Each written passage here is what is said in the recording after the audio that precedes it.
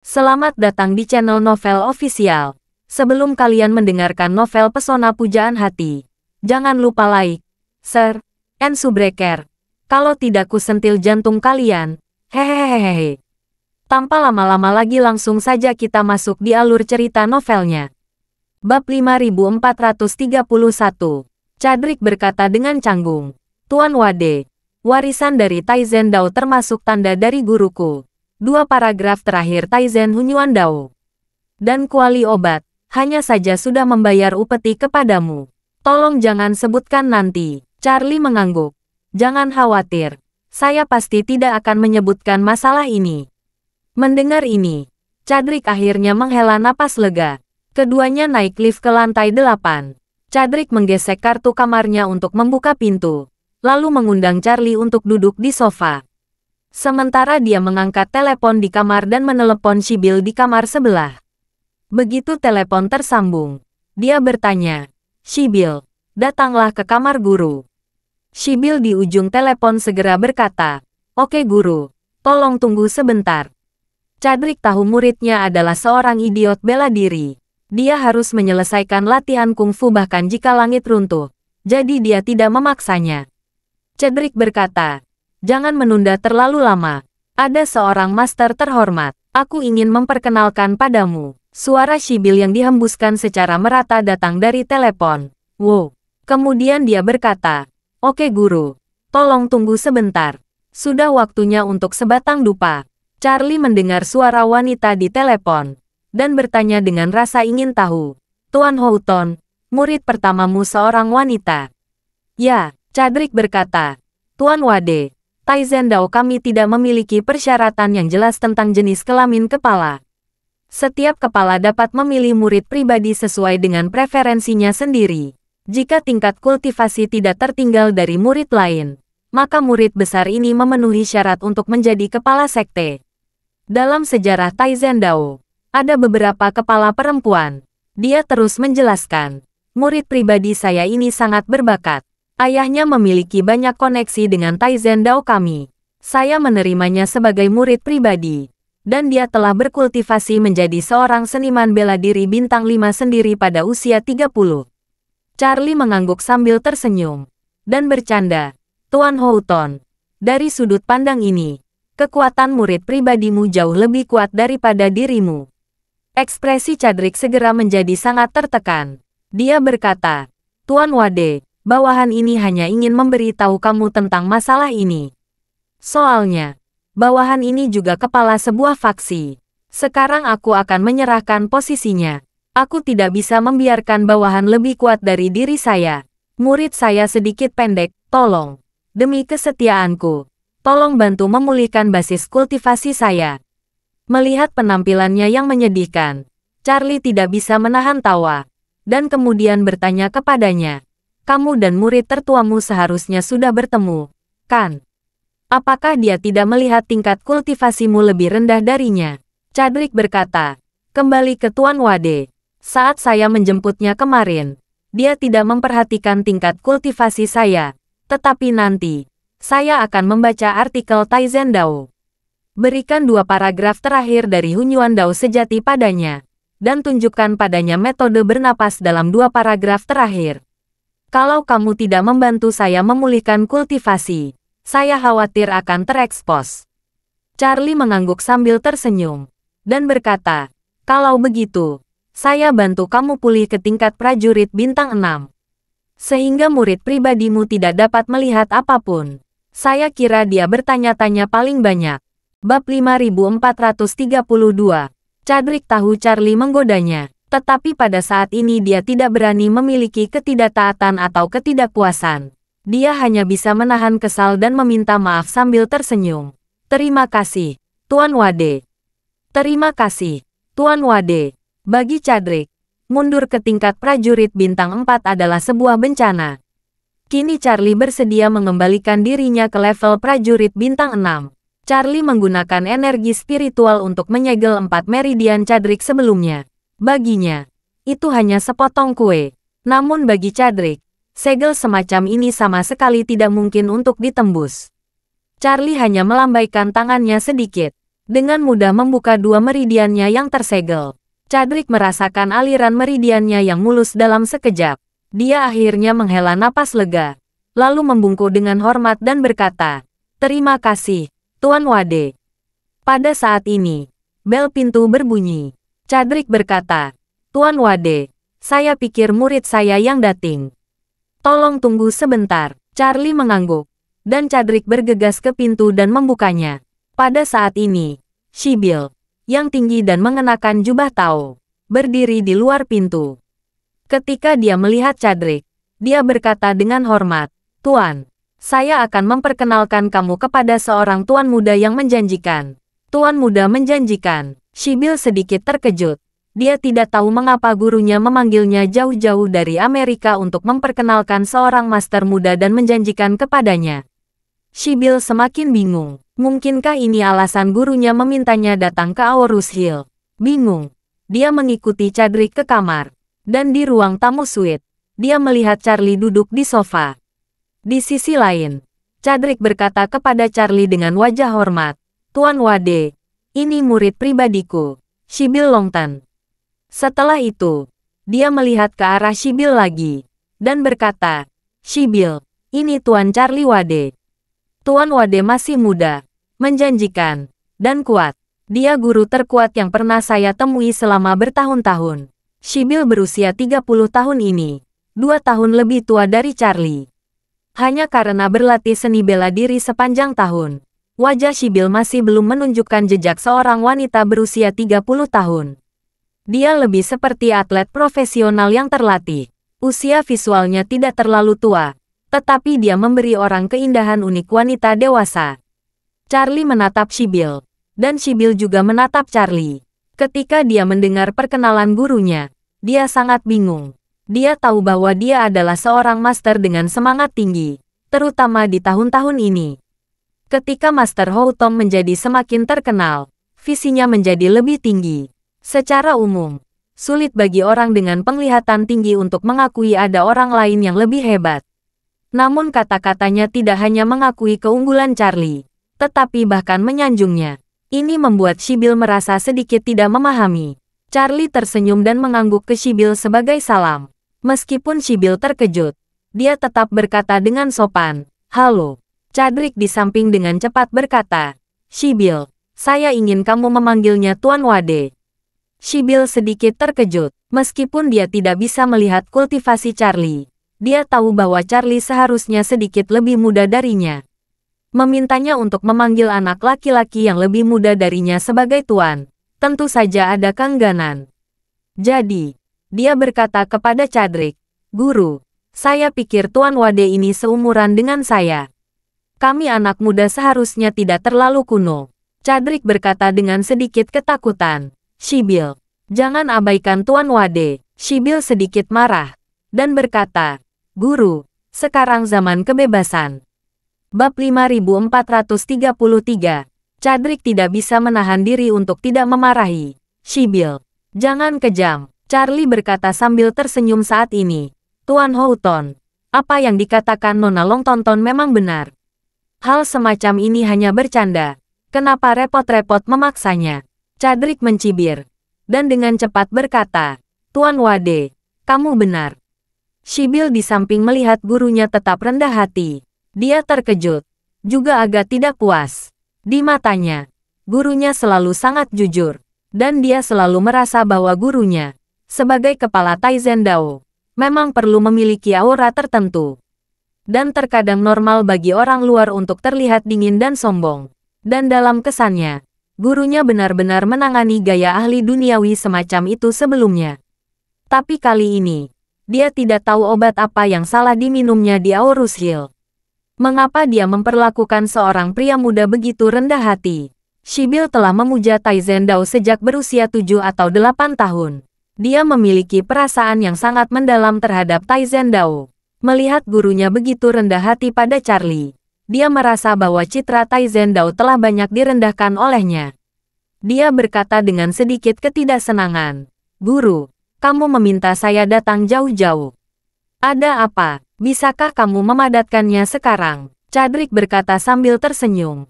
"Ya, tentu saja. Chadrick segera menatap Sibyl dan berkata dengan sungguh-sungguh, Sibyl, sebagai seorang guru, aku tidak akan membodohimu lagi. Saya meminta kamu datang ke sini. Saya memiliki sesuatu yang sangat penting untuk diberitahukan. Saya memutuskan untuk menyerahkan kepala Taizen Dao kepada kamu. Kamu akan memimpin Taizen Dao. Saya harap kamu dapat memimpin Taizen Dao untuk mencapai kejayaan yang lebih besar. Sibyl berkata dengan kaget. Apa? Menguasai? Kamu menyerahkan posisi itu berbaring sekarang. Ya, Chadrick berkata dengan tegas. Saya memanggil kamu ke sini adalah untuk menyerahkan posisi kepala kepada kamu di bawah kesaksian Tuan Wade. Kenapa? Sibyl bertanya dengan bingung. Menurut praktik masa lalu Taizen Dao, kamu harus menyerahkan posisi itu kepada saya setidaknya 10 tahun lagi. Bukan? Saya masih muda. Saya tidak bisa mengambil alih sekarang. Tolong pikirkan lagi. Guru. Chadrick mengulurkan tangannya. Konvensi yang kamu katakan hanyalah kebetulan. Taizen Dao tidak pernah mengatur berapa usia kepala sebelum menyerahkan. Juga tidak disebutkan berapa umur kepala yang baru. Kamu dapat berhasil setelah usia 10 tahun. Saya pikir kamu sudah siap untuk peran ini. Sibyl bertanya. Guru, mengapa kamu terburu-buru menyerahkan tahta? Kalau kamu menyerahkan tahta kepada seorang murid, apa rencanamu? Apa kamu berencana mundur dan berlatih? Saya ingin menetap di Aorus Hill. Menetap di Aorus Hill? Sibyl bertanya dengan heran. Mengapa kamu ingin menetap di Aorus Hill? Bukankah kamu hanya bertanya tentang hal-hal yang terlalu benar? Chadrick mengangguk dengan serius. Dia berkata, kalau saya menyerahkan posisi kepala kepada kamu, saya akan berhenti bertanya tentang semua masalah Taizen Dao. Dengan kamu bertanggung jawab atas Taizen Dao, tidak ada yang perlu bertanya sebagai seorang guru. Sibyl mengatupkan bel dan menatap Chadrick bertanya, Guru, saya ingin tahu mengapa kamu ingin menetap di Aorus Hill. Kalau tidak dapat memberi saya penjelasan yang masuk akal, saya akan menolak menerima kepala. Bab 5434. Chadrick tidak tahu bagaimana menjawab pertanyaan Sibyl. Dia tidak bisa memberitahu murid besarnya sendiri bahwa dia akan tinggal di Aorus Hill dan akan mengikuti jejak Charlie. Oleh karena itu, dia hanya bisa berkata kepada Sibyl, Sibyl, menjadi guru di Taizen Dao selama bertahun-tahun dapat dianggap mengabdikan diri pada dirinya sendiri. Sekarang saya semakin tua. Saya ingin bersantai. Saksikan pemandangan indah dan iklim yang menyenangkan di Aorus Hill. Itu sangat sesuai dengan keinginan saya. Saya berencana menetap di sini, mencoba melihat apakah dapat membuat terobosan di dalam wilayah tersebut. Sibyl mengerutkan kening dan bertanya, Guru, kamu berada di sini selama bertahun-tahun. Lebih dari separuh waktu dihabiskan untuk retret. Saat Nyonya Aker mengundang kamu keluar dari gunung, bukankah kamu sedang mundur? Pada saat itu, kamu memberitahu saya bahwa setelah menyelamatkan Tuan dari keluarga Aker, kamu akan kembali ke pintu guru untuk mundur. Sekarang kamu datang ke Aorus Hill tanpa mengucapkan kata. Mengapa tiba-tiba mengatakan ingin menyerahkan posisi kepala dan menetap di Aorus Hill? Chadrick hanya bisa menjelaskan. Orang-orang, setelah tinggal di satu tempat untuk waktu yang lama, hati akan menjadi kendur.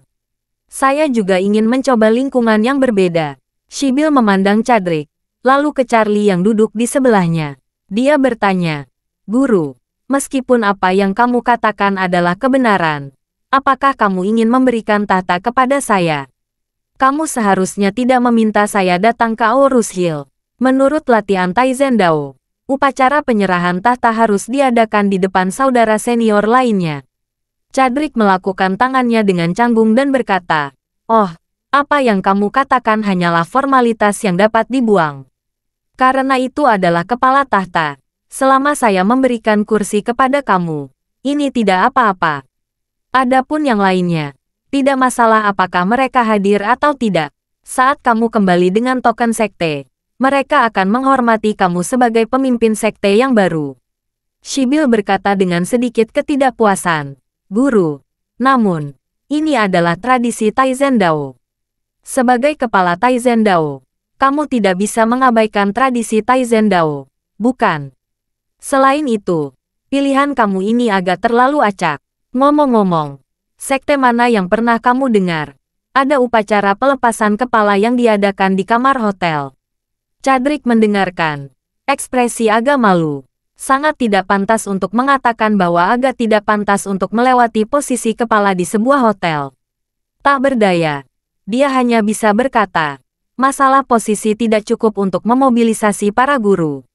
Saya tidak bisa memanggil murid-murid dari Taizen Dao yang melakukan perjalanan ribuan mil ke Aorus Hill untuk menjadi saksi. Bukan.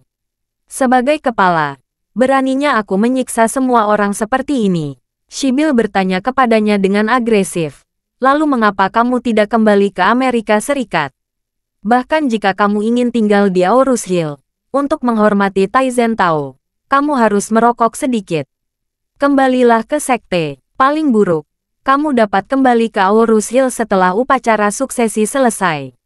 Ini, Chadrick menjawab saat ditanya oleh Sibyl. Dalam masalah ini, dia sendiri sangat bersalah. Dia memanggil Sibyl dari Amerika Serikat untuk menyampaikan posisi di hotel tidak lebih dari membuat Charlie melihat sikapnya. Terus terang, semua ini hanya untuk melayani Charlie. Namun, untuk melayani Charlie, dia harus mengabaikan peraturan sekte. Pada saat ini, Sibyl melihat bahwa Chadrick ragu-ragu. Dia memandang Charlie dari sudut matanya dan berkata, "Guru, kamu tadi bilang, jika kamu memberikan kursi kepada saya, orang lain akan baik-baik saja. Tidak masalah apakah mereka hadir atau tidak.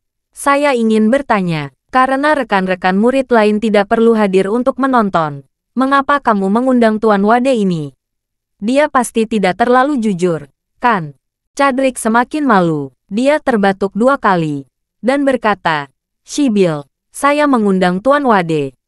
Di satu sisi, Tuan Wade dan saya memiliki persahabatan yang dalam. Dan di sisi lain, Tuan Wade ada di Aorus Hill." Bab 5435. Sibyl sama sekali tidak mempercayai retorikanya. Dia berkata dengan dingin, "Guru, sejak saya masuk, saya melihat kamu sangat menghormati Tuan Wade ini. Dikombinasikan dengan masalah ini, saya pikir kamu ingin saya datang dan memberikan posisi kepadaku di sini, hanya untuk pamer di depan Tuan Wade ini, kan?" Chadrick tidak menyangka apa yang dikatakan Sibyl. Dia berkata dengan wajah memerah, "Oh, Sibyl, sebagai guru, sejujurnya, saya telah mengabdikan sebagian besar hidup saya untuk Taizen Dao. Di sisa hidup saya ingin melakukan sesuatu sebagai seorang guru. Kalau kamu masih menganggap saya sebagai guru dan menghormati saya, jangan pecahkan kaserole di sini dan tanyakan akhirnya. Setelah mewariskan posisi kepala padamu, saya akan tinggal di Aorus Hill untuk berlatih sebagai seorang guru. Kamu dapat kembali ke Amerika Serikat dan meneruskan jalan Taizen, bukan begitu?" Melihat sikap tegas Chadrick, Sibyl menghela napas tak berdaya. Dia mengangguk dan berkata, "Oke, karena guru telah mengambil keputusan, saya tidak akan membujur lagi. Tapi ada sesuatu yang ingin saya sampaikan." Chadrick berkata dengan cepat, "Katakan saja." Sibyl berkata, "Saya masih muda. Saya mungkin tidak memiliki kemampuan untuk meneruskan Taizen Dao. Untuk sementara saya dapat mengambil alih posisi kepala sekte. Kalau aku berubah pikiran, aku akan mengembalikan posisi itu kepadamu." Chadrick melambaikan tangannya dan berkata, "Tidak perlu. Tidak perlu. Jadilah kepala." Sibyl berkata dengan tegas, "Guru, bagaimana kamu memutuskan itu kebebasanmu? Saya hanya ingin menunjukkan dan menceritakan sikap saya." Setelah itu, dia tidak berbicara omong kosong dengan Chadrick. Dia berkata dengan sedikit emosi, "Oke, guru, kamu ingin menyerahkan posisi kepala. Ayo mulai sekarang." "Baiklah, baiklah." Chadrick merasa lega. Dia buru-buru mengeluarkan dupa dan pedupaan yang telah disiapkan, lalu menyalakan 6 batang dupa, dan menyerahkan 3 di antaranya kepada Sibyl. Setelah itu, dia menghadap ke utara dan berkata dengan hormat, "Nenek moyang Taizen Dao ada di atas, dan di bawah adalah Chadrick, kepala generasi ke-39 Taizen Dao. Dengan ini secara resmi menyerahkan posisi kepala kepada murid saya Sibyl Longtan. Mulai sekarang, Sibyl menjadi kepala generasi ke-40 Taizen Dao." Setelah itu, Dia memegang 3 batang dupa di atas kepalanya dan menyembah sampai jumpa. Dia memandang Shibil dan mendiktekan padanya serangkaian persyaratan sebagai kepala Taoisme Taizen. Setelah menyelesaikan upacara ini, Chadwick mengeluarkan token kepala sekte dari pinggangnya, menyerahkannya kepada Shibil, dan berkata, "Shibil, ini token kepala Taizen Dao. Simpanlah. Dengan token ini, kamu adalah kepala Taizen Dao." Shibil mengangguk dan mengambil token itu dengan kedua tangannya. Chadwick mengeluarkan selembar kertas penuh kaligrafi dan berkata kepada Shibil, "Shibil, ini versi lengkap Taizen Hunyuan Dao yang diwariskan selama ribuan tahun. Paragraf berikut adalah hal-hal yang belum pernah kamu sentuh. Ya, kamu harus menghafal seluruh metode ini dengan hati. Kamu tidak boleh melewatkan satu kata pun." "Oke." Shibil mengambil kertas itu, membukanya, melihatnya, dan meletakkannya di tangannya. Chadwick menghela napas panjang dan berkata, "Shibil, mulai sekarang, kamu kepala ke-40 Taizen Dao.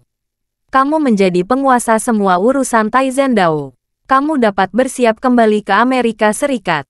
Kalau memerlukan bantuan apapun, kamu bisa menghubungi saya kapan saja. Saya pasti akan berusaha sebaik mungkin membantu kamu." Shibil mengangguk, lalu menatap Chadwick dan bertanya padanya, "Guru, di mana kuali obat itu?" Bab 5436. Kuali obat. Chadwick terkejut saat mendengar pertanyaan Shibil. Dia sangat bingung dan berpikir dalam hati, bagaimana Shibil bisa tahu tentang kuali obat? Bukankah lelaki tua itu mengatakan bahwa rahasia ini hanya diketahui oleh kepala sekte dan tidak boleh diceritakan kepada orang lain? Bagaimana dia memberitahu Shibil tentang ini? Memikirkan hal ini, dia dengan sengaja memainkan mata yang ceroboh. "Shibil, dari siapa kamu mendengar tentang kuali obat? Mengapa aku tidak tahu?" Shibil mengerutkan kening, dan nadanya sedikit marah. Dia berkata, "Guru, lelaki tua itu sudah lama memberitahuku tentang hal itu.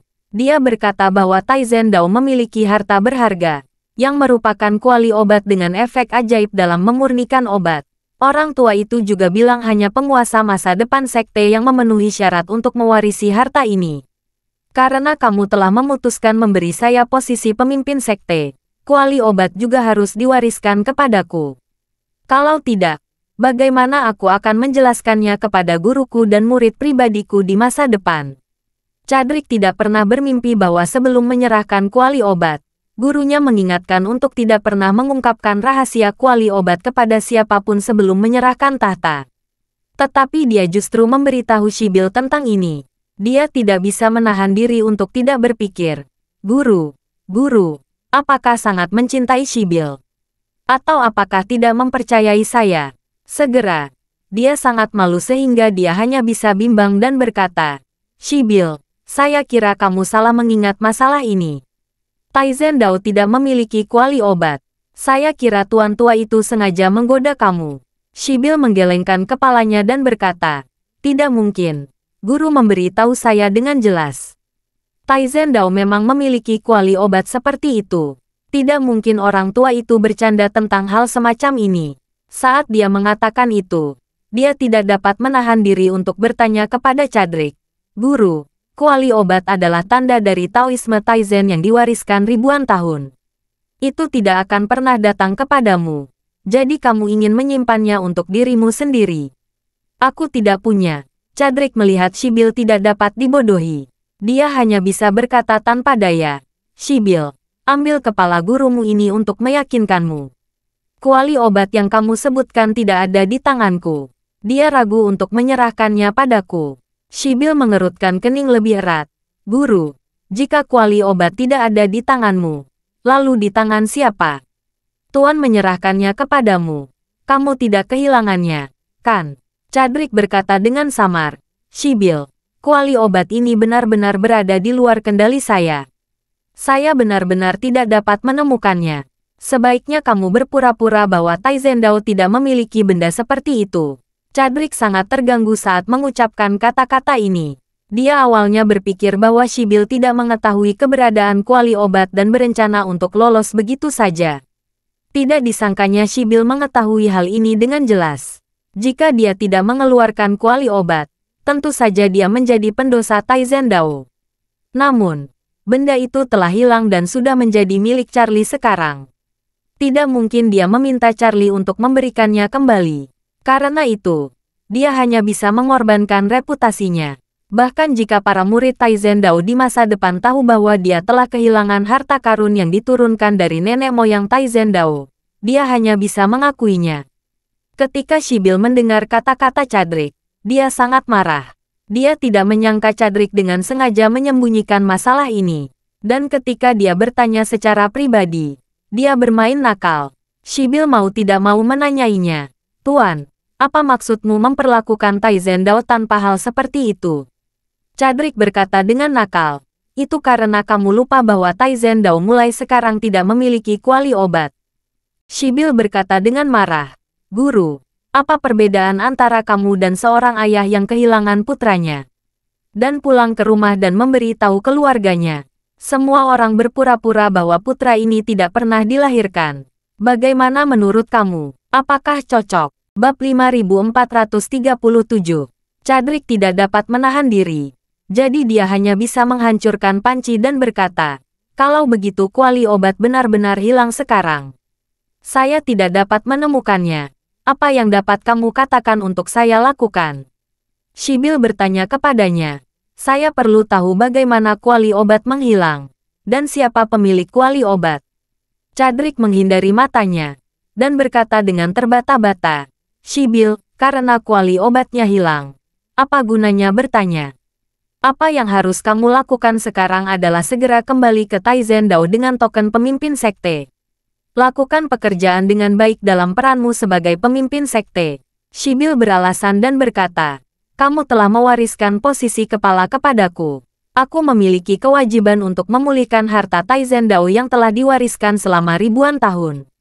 Apapun yang terjadi, aku harus menemukan kuali obat itu dan membawanya kembali. Setelah itu, dia menatap Cadrik dengan cermat, dan bertanya, Tuan, pikirkan tentang 38 kepala Taizen Dao sebelum kamu. Kalau kamu tidak membawa kuali obat kembali ke Taizen Dao, apakah kamu dapat tidur? Cadrik sama sekali tidak tahu bagaimana menjawab pertanyaan Shibil. Dalam keputusasaan, dia hanya bisa berkata dengan getir, Shibil, sejujurnya sebagai seorang guru, saya kehilangan kuali obat dalam taruhan. Shibil terkejut dan berseru, Tuan, kualifikasi apa yang harus kamu pertaruhkan pada warisan Taizen Dao? Cadrik berkata tanpa daya, saya tidak memenuhi syarat. Saya telah melakukan ini, dan kuali obat telah diberikan. Sekarang, saya tidak ada hubungannya. Kalau kamu tidak puas, setelah kembali, kamu dapat memberitahu seluruh Taizen Dao tentang saya. Jadikan saya pendosa Taizen Dao selama berabad-abad. Saya tidak keberatan dengan ini. Shibil berkata dengan serius. Guru, saya tidak ingin kamu menjadi pendosa Taizen Dao selama berabad-abad. Saya hanya ingin mendapatkan kembali harta karun Taizen Dao. Setelah itu, dia menggertakkan giginya dan berkata, Guru, beritahu saya, kamu kalah dari siapa? Saya akan pergi kepadanya dan bertanya apakah dia bersedia menjual kuali obat itu. Kalau dia mau, berapapun harganya, saya akan mencari cara. Kalau tidak berhasil, aku akan meminta ayahku untuk itu.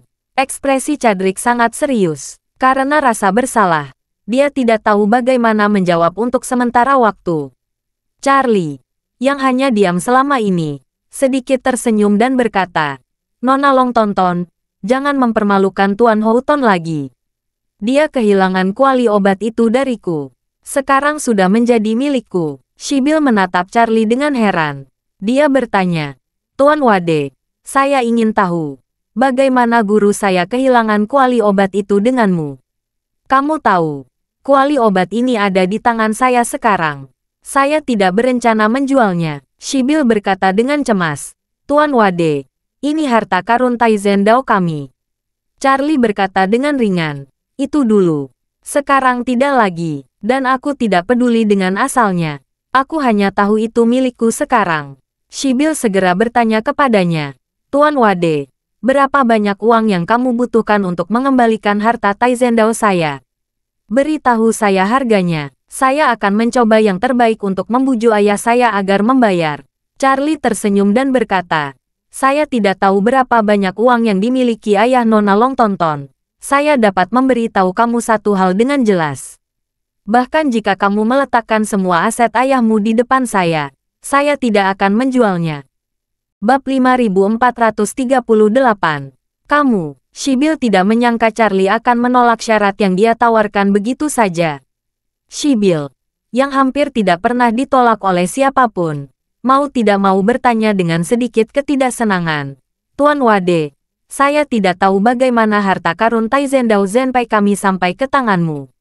Tapi saya yakin kamu tidak mendapatkannya dengan cara jujur. Charlie mencibir. Nona Longtonton membuat kesimpulan tanpa mengetahui apa yang terjadi. Ini agak terlalu egois. Kalau saya menggunakan metode terbuka, kamu akan tahu kalau kamu bertanya kepada gurumu. Chadrick yang berada di samping dengan cepat berkata, Sibyl, jangan kasar kepada Tuan Wade. Tuan Wade mendapatkan kuali obat, dan metodenya tentu saja adil dan jujur. Saya memberikannya kepada Tuan Wade secara sukarela. Sibyl marah, dan malah bertanya kepadanya, Guru, kuali obat adalah barang Taizendao. Kamu seharusnya menjaganya. Kewenangan apa yang kamu miliki untuk memberikannya kepada orang lain? Kamu kepala Taizendao, dan tugasmu melayani Taizendao. Taizendao sejati di masa lalu terus belajar, tetapi ini tidak berarti bahwa semua sumber daya siap membantu kamu. Ini, Chadrick benar-benar merasa tidak tahu malu ketika dia ditampar dengan kata-kata lurus dari murid pertamanya. Dia sadar diri di dalam hatinya. Saat itu, dia sendiri yang bermain dan dengan sengaja memikat Anthony untuk mengambil umpan. Tetapi tidak disangkanya bahwa cucu perempuan Anthony memanggil Charlie. Selain merusak plotnya, juga membuat dia kehilangan kuali obat. Selain itu, dia juga tahu bahwa tidak ada yang salah dengan apa yang dikatakan Sibyl. Dan bahwa dia hanyalah salah satu dari 39 kepala Taizendao. Dia seharusnya menjaganya. Dia tidak memenuhi syarat untuk memberikannya tanpa izin. Namun, masalah ini juga tidak berdaya. Lagi pula, dirinya lah yang menipu lebih dulu, dan tertangkap oleh Charlie.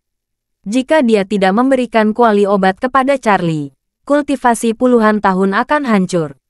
Awalnya mengira Sibyl pasti tidak tahu apa yang diketahui kepala sekte. Selama dia tidak memberitahunya, dia bisa dibodohi oleh masalah ini. Tapi dia tidak menyangka gurunya sangat mencintai Sibyl dan memberitahunya tentang hal itu sejak lama. Akibatnya, dia tidak bisa membenarkan diri lagi. Dalam keputusasaan, dia hanya bisa mengatakan dengan jujur kepada Sibyl, Sibyl, ketika saya datang ke Aorus Hill sebagai guru, saya mencari seorang ahli di bidang alkimia. Berharap mendapatkan beberapa nasihat, tetapi dalam proses pencarian, sebagai seorang guru, saya rakus. Sehingga pada akhirnya aku menyinggung Tuan Wade. Sebagai seorang guru, saya tahu saya malu. Saya hanya bisa secara sukarela menggunakan kuali obat untuk menebus kesalahan pada Tuan Wade. Sibyl mengerutkan kening, dan hendak memberikan pertanyaan. Chadrick dengan cepat berkata lagi, saya tahu, kamu benar. Sebagai seorang guru, saya tidak memenuhi syarat untuk memberikan harta Taizendao kepada orang lain. Saya membuat ribuan kesalahan, dan itu semua salah saya. Saya pendosa abadi. Sibyl bertanya kepadanya dengan marah, Guru, kamu tidak bisa menyelesaikan masalah hanya dengan mengakui bahwa kamu orang berdosa selama berabad-abad. Kuncinya sekarang adalah bagaimana menebus kerugian besar yang kamu timbulkan pada Taizendao. Setelah itu, dia melihat Charlie, dan berkata, Tuan Wade, karena guru saya sudah mengakuinya, saya tidak akan berdebat denganmu tentang kepemilikan kuali obat ini. Saya hanya ingin bertanya, berapa banyak kamu bersedia menjual kuali obat ini?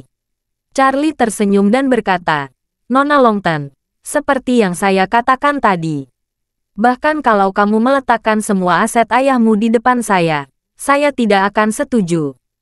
Sibyl mengerutkan kening, berpikir pada dirinya sendiri. Orang yang bermarga Wade ini mungkin tidak tahu berapa banyak uang yang dimiliki ayahku. Di kota lapis kedua domestik seperti Aorus Hill, miliaran dolar mungkin batas atas. Tetapi setidaknya aset ayahku adalah lebih dari 20 miliar dolar. Memikirkan hal ini, Sibyl segera berkata, Tuan Wade, saya tidak ingin banyak bicara.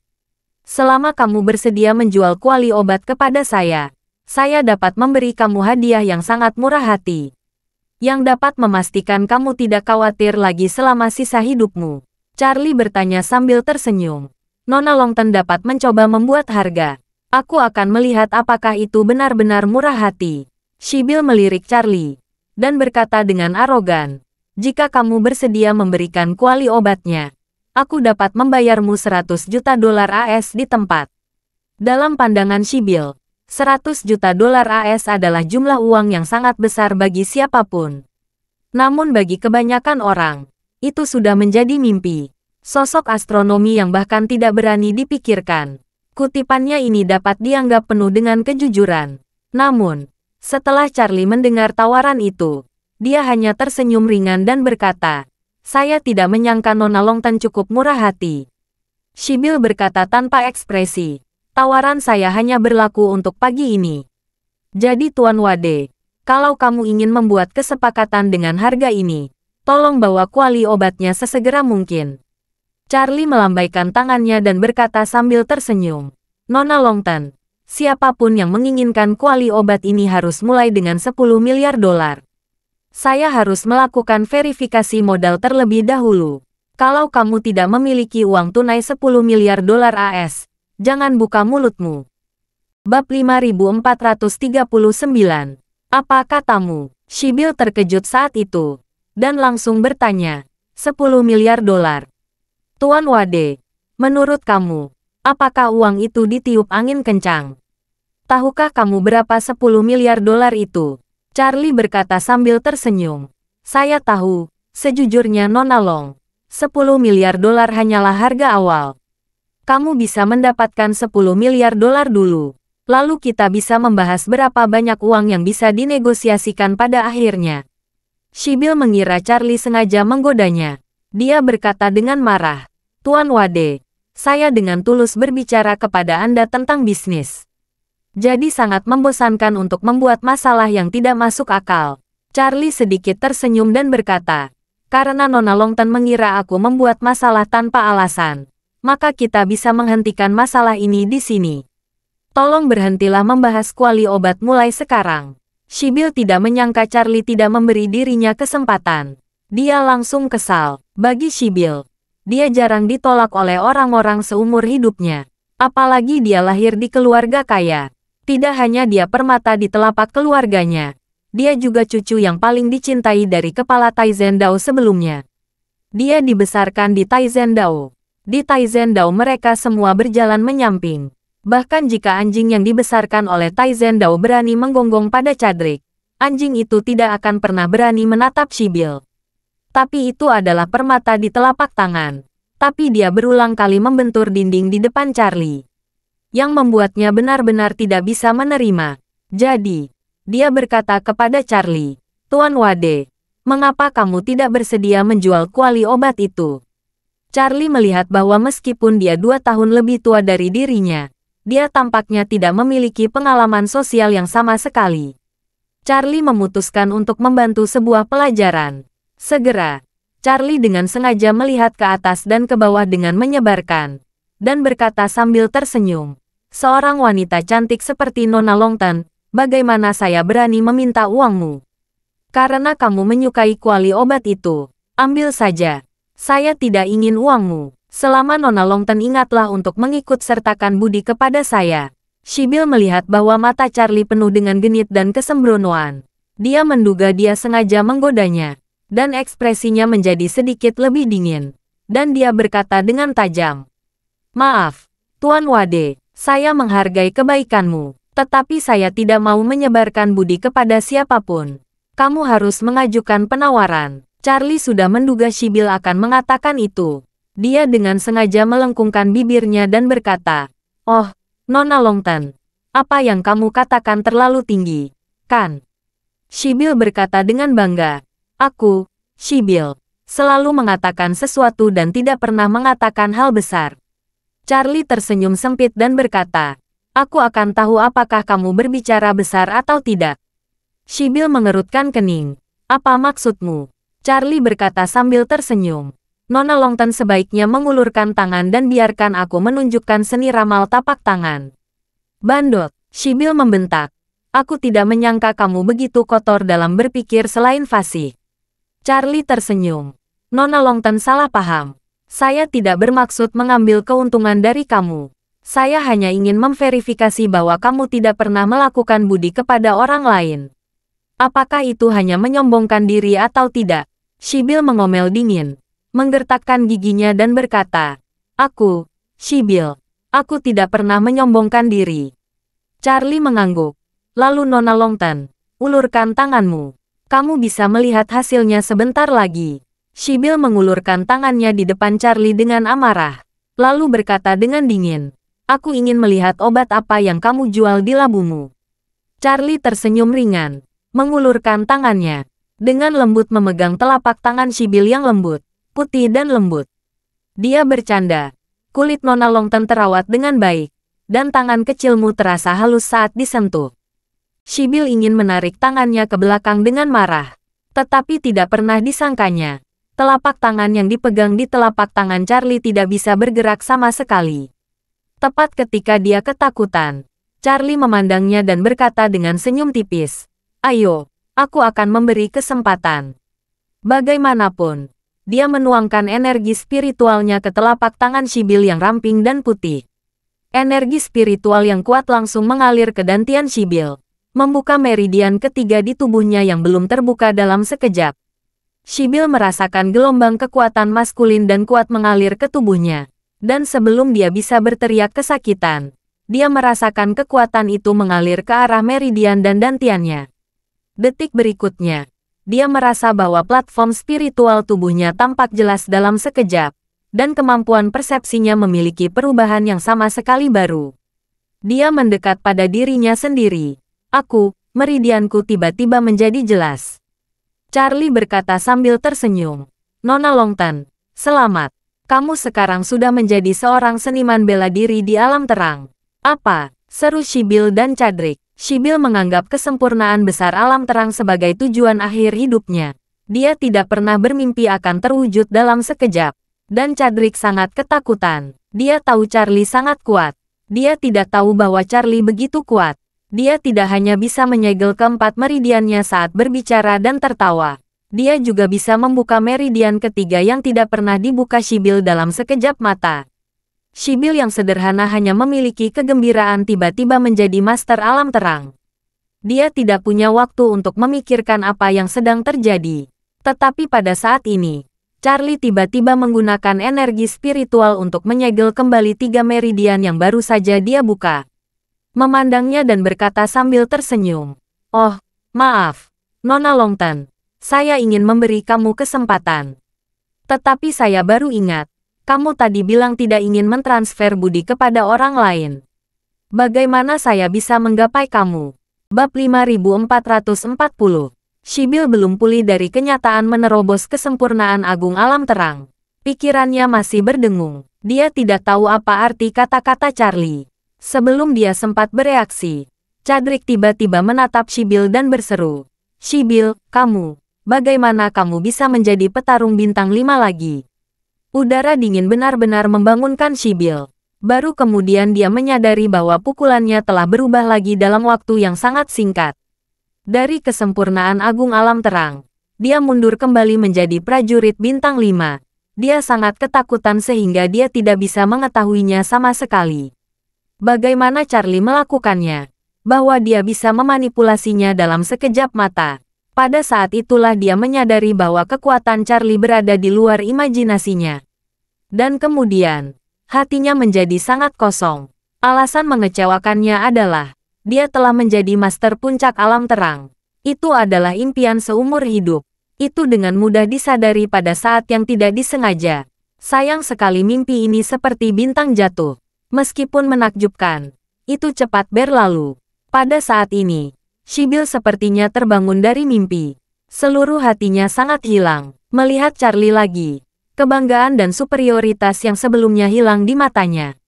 Yang ada hanyalah persamaan dan rasa malu yang tidak bisa dijelaskan dengan kata-kata. Charlie melepaskan tangan lembut Sibyl saat ini, menatap Chadrick, dan berkata, Tuan Houghton, kalian berdua, guru dan murid, berdiskusilah dengan baik tentang bagaimana menyerahkan posisi kepala. Aku tidak akan mengganggu kalian. Setelah selesai berbicara, Charlie mengambil langkah maju keluar. Chadrick mengikuti, dan berkata dengan hormat, Tuan Wade, tolong. Saya akan menyelesaikan semua masalah suksesi pemimpin sekte hari ini. Setelah itu, dia mengambil langkah pertama untuk membantu Charlie membuka pintu. Mendengar suara pintu terbuka, Sibyl tanpa sadar berbalik dan melihat ke atas. Melihat punggung Charlie menghilang di luar pintu, dia menjadi semakin kecewa. Chadrick mengantar Charlie keluar kamar, lalu kembali, menutup pintu, dan berkata kepada Sibyl dengan sangat menyesal, Sibyl, kamu sangat bingung. Saya telah berlatih seni bela diri sebagai guru hampir sepanjang hidup saya. Saya belum pernah melihat Tuan Wade. Ini kesempatan besar bisa bertemu ahli kekuatan supernatural seperti Tuan Wade. Dan untuk mendapatkan nasihat Tuan Wade bahkan lebih merupakan peluang di antara peluang. Mengapa kamu menyinggung Tuan Wade? Ekspresi Sibyl agak bingung. Dia bertanya, Guru, Tuan Wade ini, apa latar belakang? Bahkan untuk seorang pejuang dengan bakat yang kuat, dibutuhkan setidaknya beberapa tahun, bahkan 10 tahun, dari terobosan bintang 5 hingga kesempurnaan alam terang. Bagaimana dia bisa membuka 3 meridian saya dalam sekejap? Chadrick menghela napas, dan berseru, Sibyl, kekuatan supernatural Tuan Wade telah melampaui kognisi kamu. Mengapa saya menyerahkan posisi kepala kepada kamu sebagai seorang guru? Karena saya ingin terus mengikuti Tuan Wade di masa depan. Untuk berada di sisinya, melakukan yang terbaik untuknya, dan untuk mencari beberapa peluang. Mata Sibyl penuh penyesalan. Dia bertanya pada Chadrick, Guru, kekuatan Tuan Wade seharusnya sudah melampaui alam kegelapan, kan? Chadrick mengangguk. Kekuatan Tuan Wade mungkin telah melampaui cakupan ruang seni bela diri. Saya pernah mendengar guru saya mengatakan bahwa bertahun-tahun yang lalu, kepala puncak Taizen Dao mencatatkan rekor. Dikatakan bahwa di dunia ini, ada cara pukulan yang lebih kuat daripada seni bela diri. Dan yang dikembangkan orang-orang ini bukan lagi ki sejati yang dikembangkan oleh orang-orang seni bela diri, tetapi aura yang lebih kuat. Chadrick berkata lagi, meskipun master seni bela diri top dapat mengirimkan energi sejati ke tubuh orang lain, menyembuhkan luka mereka, dan bahkan meningkatkan tingkat pukulan mereka. Mereka jauh dari mencapai level Master Wade, yang dapat membantu kamu menembus ranah 3 meridian dalam sekejap mata. Tuan Wade pasti tipe orang yang menguasai energi spiritual. Terima kasih sudah mendengarkan cerita novel Pesona Pujaan Hati. Sampai jumpa di novel selanjutnya.